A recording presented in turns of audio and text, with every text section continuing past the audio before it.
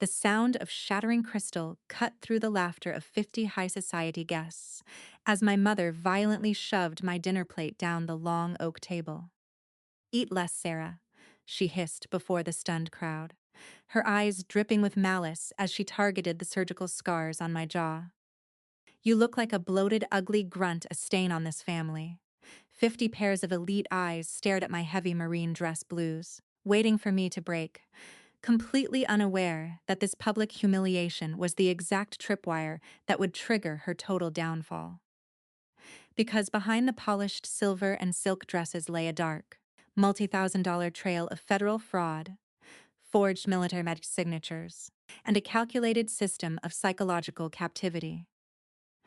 My mother thought she was delivering a final, crushing blow to my dignity, but she didn't know that the doors were about to blow open, or that a single tactical military intervention was minutes away from leaving her trembling with absolute shame.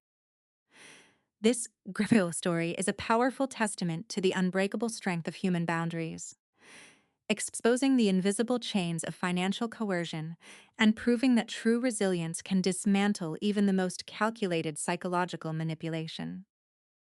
If you believe that every human being deserves absolute respect, equality, and the right to live free from toxic control, please hit that like button, share your thoughts in the comments, and subscribe to our channel so you never miss a journey of survival and healing. The chandelier above the dining table didn't just provide light. It acted as a spotlight for Evelyn Sterling's grand performance, casting long, sharp shadows across the faces of 50 of the city's most influential socialites. I stood at the edge of that light, my dress blues crisp and heavy, the medals on my chest acting as physical anchors to a past I could not outrun. To my mother, Evelyn, my uniform was not a symbol of service. It was a mockery of the life she had curated for herself. She moved through the room with the grace of a predator in silk, her smile never reaching her cold, calculating eyes. I watched from the corner, my hands clasped behind my back in a habit formed in the barracks, feeling the familiar hum of shrapnel near my spine, a silent reminder of a blast at Camp Lejeune that had cost me my physical wholeness but had, ironically, gifted me with a clarity of vision that terrified my mother.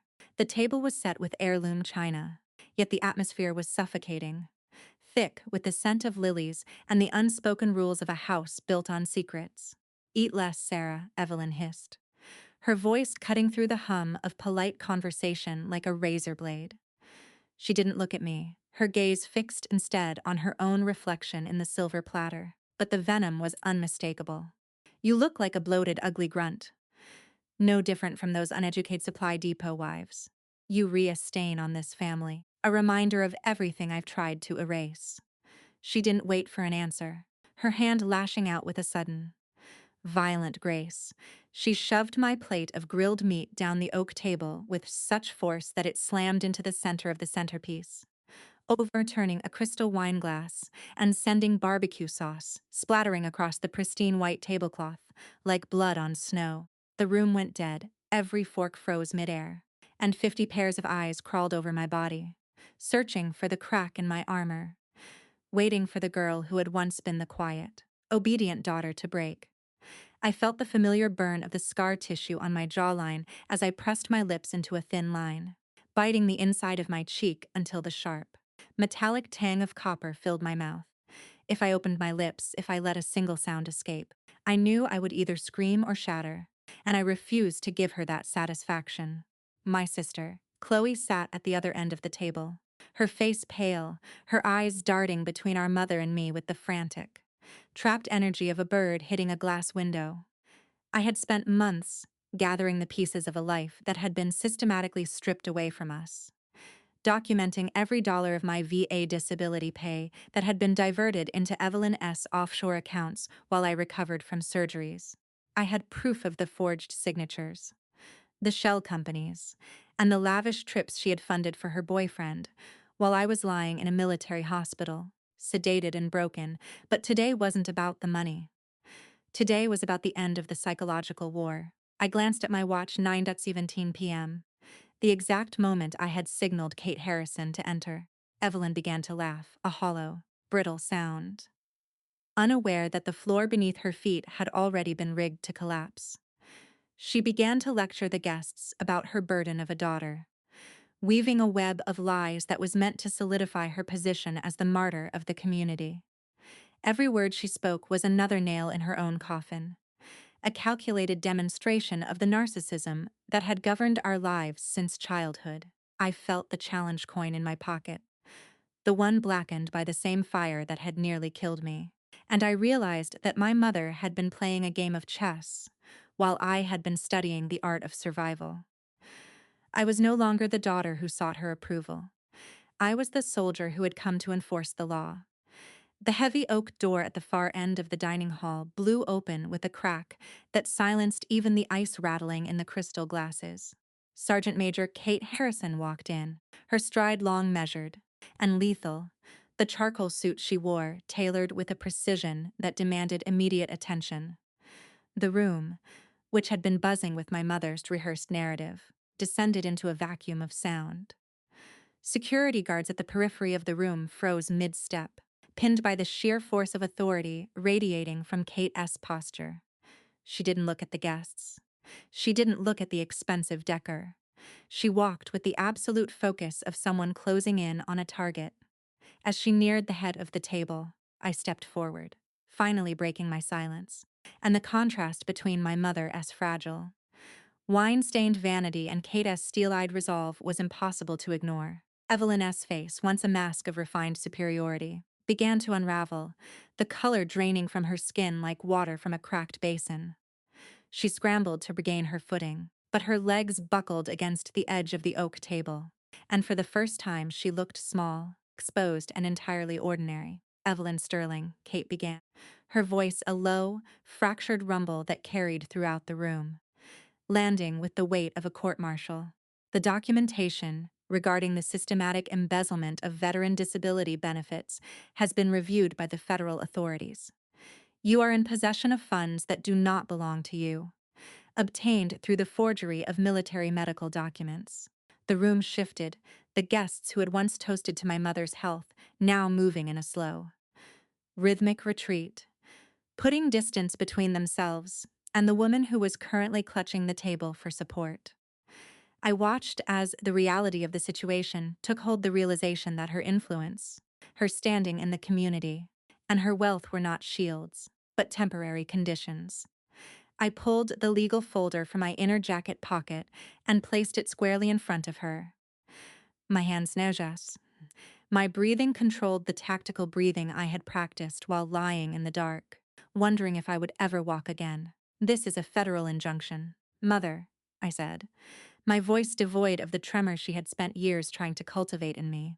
The assets are frozen. The investigation is not merely an allegation. It is a matter of public record. My sister, Chloe, rose from her chair, her movements fluid and purposeful for the first time in years. She walked toward us, not with fear, but with the quiet, devastating dignity of someone who has reclaimed their right to exist. She stood beside me, our presence a unified front that effectively erased the image of the unmotivated children Evelyn had spent decades constructing. You never cared about our health, or our futures, Chloe said, her voice clear and resonant. You only cared about how much you could squeeze out of us before the mirror reflected the truth of your own emptiness. The impact of these words was visible. Evelyn's jaw hung open, her eyes darting between the guests, seeking the familiar approval that was no longer there. The social collapse was total. It was not a sudden explosion, but a slow, excruciating disintegration of a lie that had been sustained by fear and silence. I noticed a woman near the buffet, someone who had co-hosted our mother's brunches, turning her face toward the wall to avoid the sight of the unraveling. There was no sympathy left in the room, only the cold, sharp recognition of a crime finally brought into the light. As the federal agents appeared in the doorway, their presence marked the end of the operation and the beginning of a different kind of war, the war of healing. I looked at my mother one last time, not with hatred, but with the dispassionate observation of a soldier assessing a threat that had been neutralized. She was a woman who had built a kingdom on the exploitation of those who were supposed to be under her protection. And she had forgotten that power based on deceit is always fragile. I turned to Kate, who offered a brief, imperceptible nod, a silent acknowledgement of the mission's success. We walked out of the house into the cool night air, the heavy scent of lilies replaced by the crisp, clean smell of rain. I realized then that the ugly label she had used to control me had become the very thing that made me indestructible. I had survived the fire, I had survived the isolation, and now, I had survived the woman who had given birth to me. The path forward was no longer charted by her demands. It was a blank page, and for the first time in my life, I held the pen. The war was over, not because the enemy was gone, but because I had finally stopped being a casualty in her game. The silence of the apartment was no longer the heavy, suffocating weight I had lived under for months. It was a blank canvas, clean and waiting to be filled. 3 weeks had passed since the night of the gala, a night that felt like it belonged to another lifetime.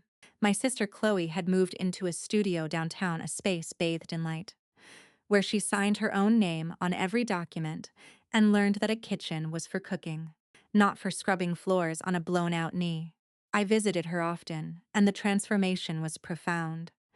The stutter in her speech had vanished, replaced by a steady, confident rhythm, and the spontaneous tears that used to erupt at the kitchen sink had been replaced by a quiet, persistent hope.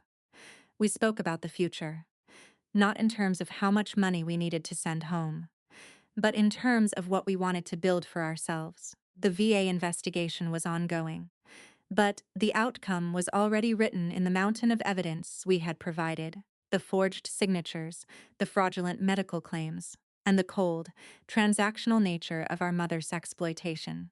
For the first time, my daily routine was governed by my own needs, my physical therapy, my reading, and my healing rather than the frantic, desperate demands of a woman who viewed her children as assets. I spent long hours in my own home, learning to exist in stillness without the reflex to prepare for an attack. The military had taught me to function at a level of high-intensity survival, but it had not taught me how to exist in peace. I realized that my mother's cruelty had not just been an external force. It had been an internal parasite, shaping my belief in my own worth. Every morning, I would wake up at 6:00 a.m., and every morning, I would have to fight the urge to reach for a phone that no longer held a threat. I started to understand the true cost of her ambition. It had stolen years of our lives, but it could not steal the capacity to reclaim them. I met with the VA therapist, a woman who didn't offer empty platitudes but listened with the clinical, unblinking focus of someone who had seen the broken pieces of many soldiers. We talked about the burn scars on my wrist, my shoulder, and my jawline, the physical map of a life spent running into fires to save others. For years, I had viewed these scars as marks of my failure, as proof that I was ugly and bloated, just as she had constantly reminded me. The therapist held a mirror up to my perception, forcing me to see the reality. These scars were not failures. They were the objective, indelible evidence of a life lived for a higher principle. I had chosen to run into the line of fire when others ran away, and that choice had saved 6 lives. The physical pain was a detail. The moral truth was the foundation. I began to write, not for an audience, but to organize the chaotic fragments of my own narrative. I wrote about the nights in the cold, dark apartment, the tactical breathing that had saved me from the edge of madness, and the final, crushing weight of realization when I saw the truth behind the Nordstrom bags and the hotel receipts. Writing became my own kind of audit, an accounting of my soul, a way to ensure that the ledger was balanced and that I was finally the one in control of the entries. The trial took place in a courtroom that smelled of cold air and old polished wood, a stark, sterile environment that stood in sharp contrast to the chaotic emotional landscape of my upbringing. I didn't need to be there to witness the verdict. I had already delivered my impact statement, 3 pages of objective, brutal clarity that documented every dollar, every date, and every lie. Yet, I stood outside the heavy doors, waiting for Chloe. When she emerged, the look on her face was not one of triumph, but of a profound, hollowed-out release. The judge's gavel had come down. A single, decisive strike that dismantled the structure our mother had built with such meticulous malice. She was stripped of her assets, ordered to make restitution, and sent to a facility where she would no longer be the protagonist of a manufactured social drama. As we walked into the park across from the courthouse, the sun was beginning to set, painting the sky in colors that seemed more vibrant than I remembered. There was no more duty to perform, no more protocol to follow. The enemy had been defeated, but the victory was internal. It was the decision to stop being a participant in a cycle of abuse that had spanned generations. I watched a young woman on a park bench, her posture tight, her eyes fixed on her phone in a way that signaled a hidden, ongoing struggle. I recognized the pattern, the same stiff jaw, the same avoidance of eye contact, the same shadow of exhaustion that had once defined my own existence. Without thinking, I approached her. I didn't offer a speech or a grand declaration of wisdom. I simply sat down, placed a cup of coffee on the bench, and said, "I'm not going anywhere." I saw the flicker of surprise in her eyes, a momentary fracture in her defensive wall. She didn't have to tell me what was happening, and I didn't need her to. I had learned that the most powerful thing you can do for someone trapped in a cycle of manipulation is to provide a witness to show them that they are not alone and that there is a world outside the one they are being forced to inhabit. That evening, I returned home and looked at my reflection in the mirror, really looking, without the filter of my mother's voice. The scars were still there, mapping the history of my survival. But they no longer looked like failures, they looked like proof. I picked up my phone, scrolled to the contact name I had deleted months ago, and felt nothing but the quiet, unshakable peace of a sovereign state. The war was over, the territory was secure, and I was finally, for the first time, free. I closed the phone, sat in the window, and watched the dawn begin to break, knowing that for the first time, the day ahead belonged entirely to me. The transition from the chaos of the courtroom to the quiet of my daily life did not happen in a single, cinematic moment of resolution.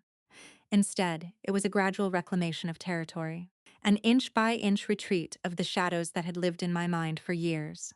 I returned to the unit, not as the wounded soldier seeking a place to hide, but as an NCO who understood that leadership was not about the rank on your collar, but the humanity you carried into the room.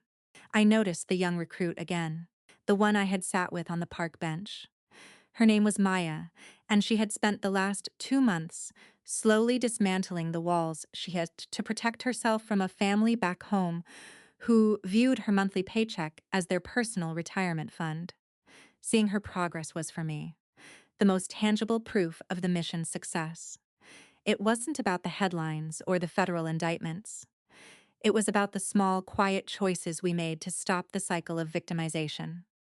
I started a small, unofficial group at the base, not a formal therapy session, but a space where we could talk about the burdens of duty, the reality of trauma, and the necessity of boundaries. We called it the audit, a nod to the cold, analytical process of reviewing our own lives to see where we had been overcharged by those we trusted.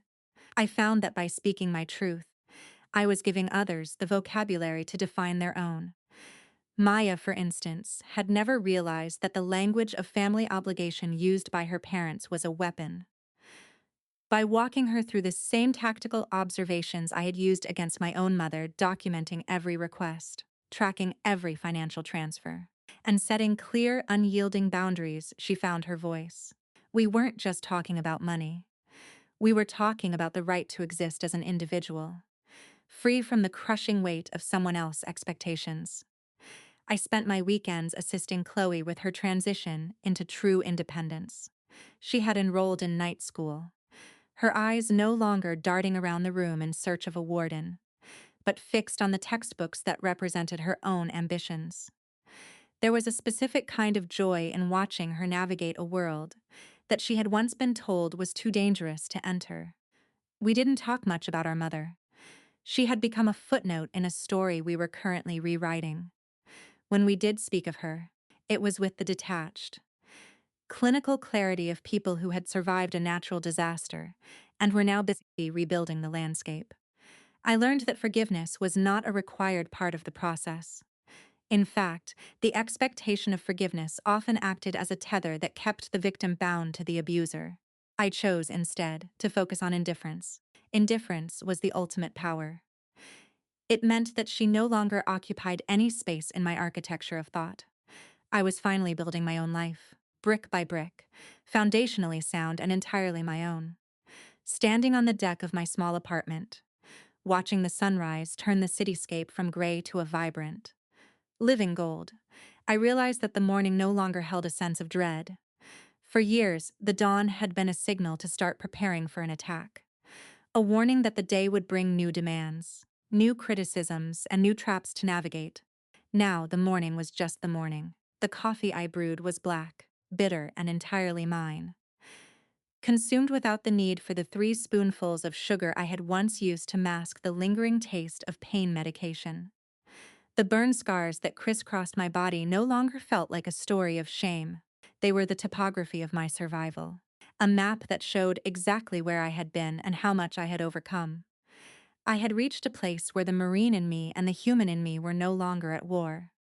I had finally learned that discipline was not about suppressing emotion, but about acknowledging the reality of the situation and acting with absolute integrity, regardless of the fear, the training I had received at the depot, the tactical loops I had practiced while lying in the dark, and the cold logic of the intelligence officer had all served a purpose, but they were no longer my masters. I looked at the phone on the counter, the device that had once been the primary point of failure in my life, the vector through which the poison had been delivered. Now it was just a tool, a piece of glass and metal that obeyed my commands. I reached out and opened the folder of photos I had collected, not the screenshots of bank statements or the photos of the iPad, but the photos I had taken of Chloe since the trial. She looked different. She looked like someone who had come home to herself. I felt a surge of something that I hadn't allowed myself to feel in a long time. Gratitude, not for the trauma, not for the fire, but for the resilience that had been forged in the crucible of that experience. I had learned that the most profound acts of bravery aren't always found on the battlefield. Sometimes they are found in the quiet, decisive moment when you choose to cut the cord, when you choose to stop being a casualty in a game that was rigged against you from the start. I realized that my mother's ugly label had been a projection, a reflection of her own internal ruin, and that I had spent too many years trying to fix a foundation that was designed to collapse. As I stepped back inside, I saw the copy of the federal sentencing order sitting on the desk, a relic of the past that I no longer needed to reference. I took it, walked to the shredder, and watched as the paper disappeared, bit by bit, until it was nothing more than dust. The finality of the act was liberating. I had spent years being defined by the narrative she had written, and now I was the one holding the pen. The horizon ahead was wide, unblemished, and entirely my own. There were no more codes to crack, no more traps to evade, and no more apologies to make for the person I had become. I was a survivor, a soldier, and finally, a free woman. I walked out the door, the cool air of the morning greeting me like a friend, and I started walking toward a future that had no shape other than the one I chose to give it. The war was officially over, and for the first time, I was ready to live the peace. The months that followed the trial were characterized by a quiet, steady rhythm that I had previously thought impossible to attain. I began to understand that the true legacy of the trauma I had endured was not the damage it had inflicted, but the strength I had gathered while navigating through it. I often returned to the small park where I had met Maya, finding solace in the observation of a world that didn't know or care about the battles I had fought. It was a liberating realization that the world was vast, indifferent, and entirely open to those who dared to step into it. I started training for a marathon, not for the sake of competition, but as a symbolic gesture of reclaiming the body my mother had once weaponized against me. Every mile I ran was a testament to the fact that my legs, once described by her as bloated and useless, were in fact capable of carrying me toward my own horizons. My training became a private ritual of endurance, a way to measure my progress not by the approval of others, but by the increasing capacity of my own lungs and the steady, rhythmic impact of my feet against the pavement. Chloe had also begun to blossom in her own unique way. enrolling in an interior design program that allowed her to express the creativity she had been forced to suppress for years. Our conversations were no longer colored by the desperate urgency of survival. They were full of the mundane, beautiful details of two people who were finally learning how to live. We spent a weekend at a coastal cottage, listening to the tide and discussing the books we had finally had the time to read. It was during this trip that I truly understood the concept of the unwritten legacy, that we were no longer defined by the history we had inherited, but by the future we were actively authoring. My mother was fading into a background noise that no longer commanded my attention, an echo of a past that had lost its power to resonate. I began to mentor a small group of transitioning veterans, using the lessons I had learned about financial autonomy and boundary setting to help them navigate the challenges of civilian life. It was a full circle moment. I was now providing the structure and the guidance that I had once lacked when I stood alone in that dark, cold apartment. I wasn't just healing myself. I was building a bridge for others to follow, ensuring that the lessons of my own audit were not lost. I realized that my voice, once silenced by the fear of my mother's retribution, was now a tool for advocacy, a way to ensure that the patterns of abuse I had disrupted would not be allowed to take root in the lives of those around me. The process of moving on was not a destination, but a state of mind, a commitment to a life that was finally, unequivocally mine to direct and to own. The final act of my recovery took place on a crisp autumn morning, 1 year to the day since the gala that had shattered my world and paved the path to my freedom. I stood in the small courtyard of the VA facility, watching the golden leaves drift toward the ground in a slow, hypnotic dance. I had come here to participate in a community event, one that focused on the strength and resilience of those who had sacrificed everything for the sake of a principle they held dear. As I looked around, I saw a crowd of people who, like me, had faced the abyss and chosen to keep walking. I wasn't the same woman who had crawled into the fire at Camp Lejeune, and I wasn't the same girl who had stood, trembling, before an audience of 50 cold-hearted strangers. I was someone who had been tested by fire and had come out the other side not as ash, but as something tempered, something permanent. I saw Maya in the distance, laughing with a group of friends, her posture relaxed and confident. She looked over, saw me, and gave a brief, knowing nod, a signal of acknowledgement between two people who had both looked into the darkness and decided to choose the light. I was invited to speak briefly to the group, and as I walked toward the small podium, I felt a familiar surge of adrenaline, not the cold, paralyzing fear of the past, but the clean, focused energy of a mission-ready soldier. I began to speak, not of the trauma or the abuse or the betrayal, but of the architecture of agency. I spoke about the importance of being the primary witness to your own life and the necessity of defining your own borders. I saw the faces in the audience, the stoic, the weary, and the hopeful, all of them listening with an intensity that told me my story was not just mine.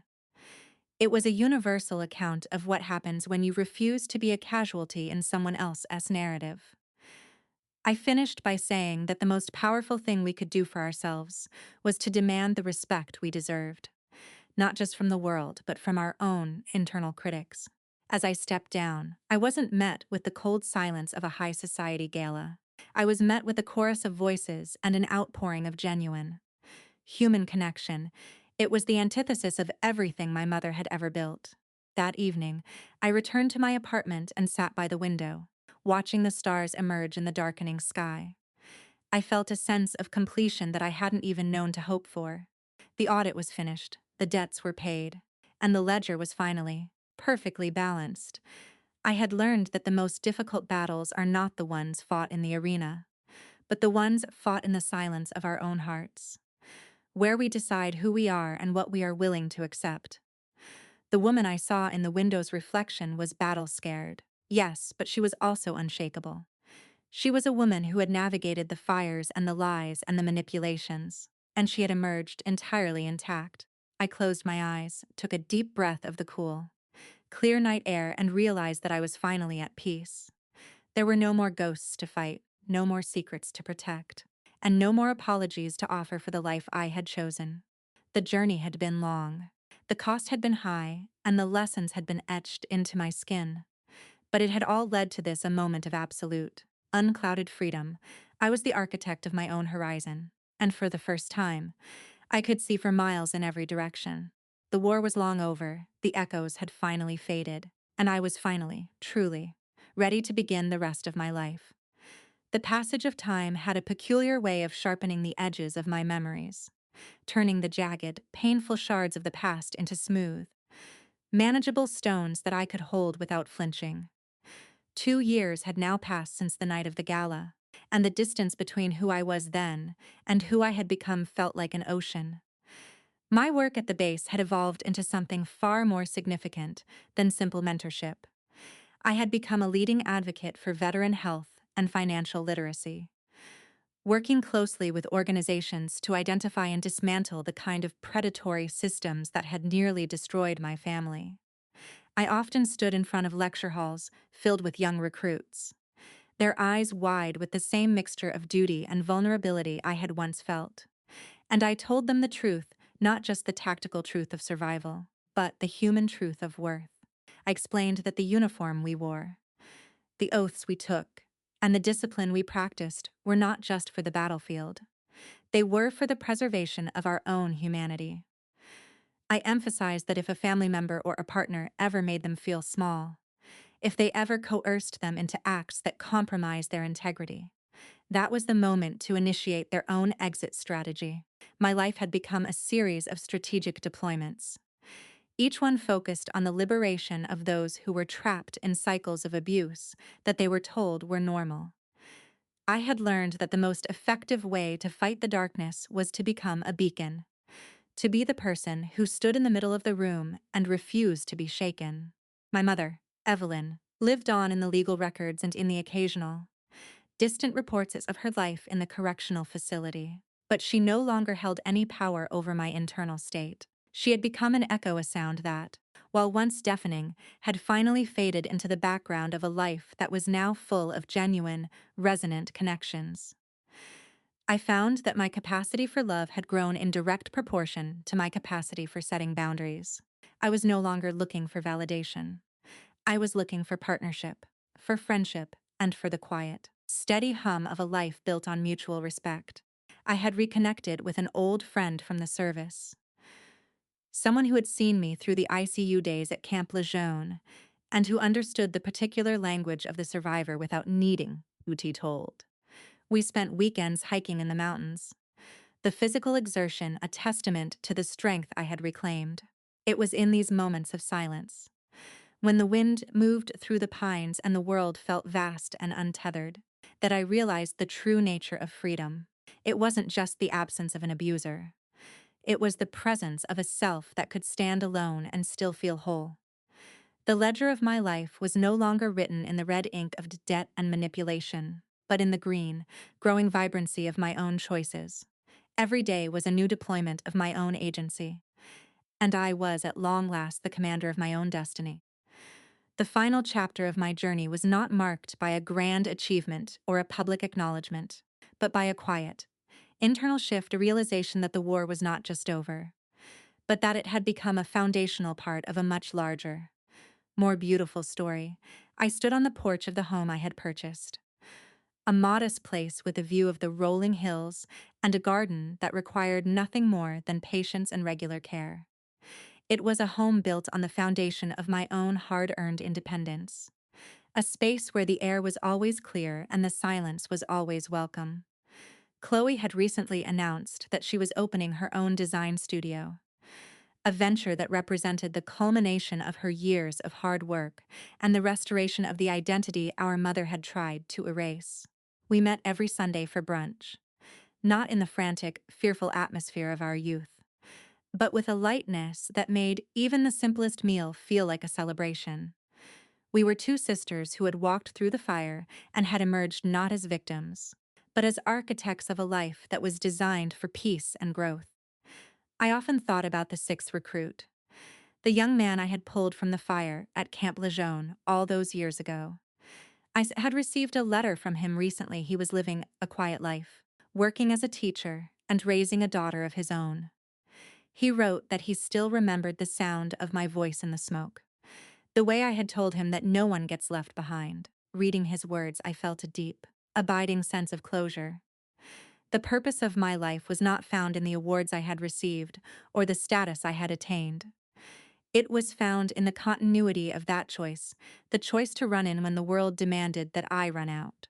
I realized that my legacy was not the title of Marine or the status of survivor, but the simple, enduring act of remaining true to myself. I had turned my trauma into a transmission, a way of signaling to others that they, too, could survive the fire and build something permanent from the ashes. As the sun began to dip below the horizon, painting the sky in shades of violet and gold, I felt a sense of profound, unshakable gratitude. The woman who sat on that porch was the culmination of every hard choice I had ever made, every boundary I had ever set, and every moment I had chosen to trust my own voice over the voices that tried to diminish it. I looked at my hands, the hands that had once been bandaged from elbow to fingertip, and saw only the hands of a woman who had built her own world from the ground up. The scars were a testament to the fact that I had lived, and the peace I now inhabited was proof that I had won. I realized that the horizon I had been chasing was not a place, but a state of being a place where the past could no longer dictate the future, and where I was always in every moment free to begin again. I closed my eyes, took a deep breath, and let the peace of the evening wash over me. The war was long finished. The echoes had finally fallen silent. And the road ahead was not just open, it was calling. I stood up, walked into my home, and for the first time in my life, I felt completely, utterly, and beautifully at home in my own skin. The story had been difficult. The lessons had been harsh. But the ending was, and would always be, exactly what I chose to make of it. What you have just witnessed is a massive story of exposure and legal victory. It is a profound lesson in human agency, the preservation of personal rights, and the exhausting but necessary architecture of recovery. In our lives, we are often conditioned to believe that blood relations automatically guarantee love, safety, and protection. However, as Sarah's journey brutally demonstrates, the deepest betrayals can sometimes wear the mask of maternal care. When a toxic dynamic reduces your worth to a financial transaction or targets your deepest physical and emotional vulnerabilities to maintain absolute control, walking away is no longer just an option, it becomes a strict matter of self-preservation. True discipline is not the absence of feeling, nor is it the quiet acceptance of cruelty. It is the unwavering commitment to your own inherent human rights and equality. Reclaiming your life from a covert narcissist requires an immense amount of courage, the courage to document the truth, to establish unyielding boundaries, and to stop asking for permission from the very person trying to diminish you. The scars we carry, whether physical or emotional, are never marks of failure or ugliness. They are the indelible, undeniable evidence that we faced the fire, stood our ground, and refused to be reduced to ash. Healing is a quiet, continuous deployment. It happens on the mornings when the emergency alarms in your nervous system finally fall silent, when a simple conversation with a loved one carries no hidden traps, and when you can look in the mirror and realize you no longer need to earn the right to be happy. If you are currently standing in the dark, navigating your own silent battlefield against manipulation, remember this: your freedom, your dignity, and your peace of mind are always worth the fight. You are the sole author of your horizon, and no one has the right to steal your pen. This content has been thoroughly researched, carefully structured, and manually edited by our team to bring you deep meaning, human value, and powerful life lessons.